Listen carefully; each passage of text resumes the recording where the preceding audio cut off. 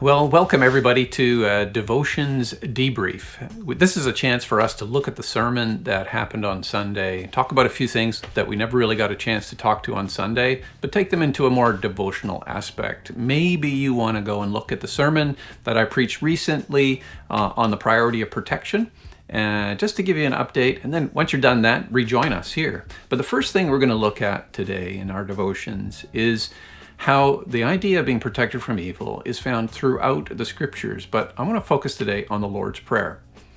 Why don't we just read the Lord's Prayer together? In Matthew chapter 6, starting in verse 9, he says, "Our Father in heaven, hallowed be your name.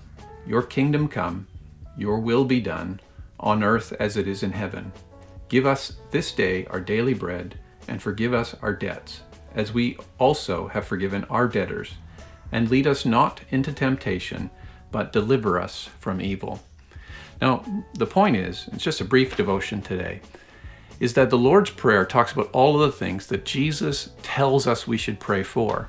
But it's important to remember that every one of those things on that list are things that are already promised to us in Christ. He's never asking us or telling us to ask for something that he hasn't already said he's going to give us.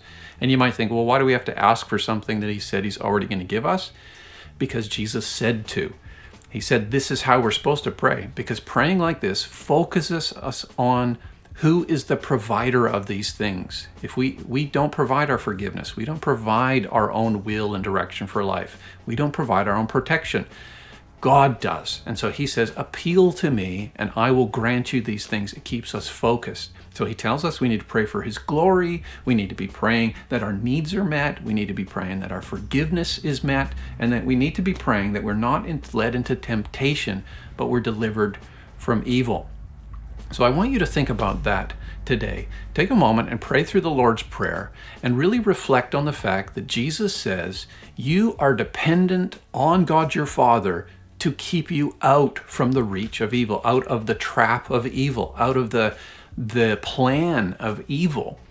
And as you do that, I want you to really reflect on this fact that Jesus Christ has prayed that you would be delivered from the power of evil, the power from the evil one, so that its working and its effect would not draw you away from him. So as you pray today, take that thought to the Father and say, Father, I'm actually dependent on you to keep me out of the plan and the purposes of evil. And as you do so, you'll be able to rejoice in the fact, knowing that God is going to work against the power of the evil one, and he is going to turn all of those things into something that doesn't lead us into temptation, but leads us into a trusting relationship with God. That's what Jesus has given to us in his suffering and his resurrection on the cross. God bless you.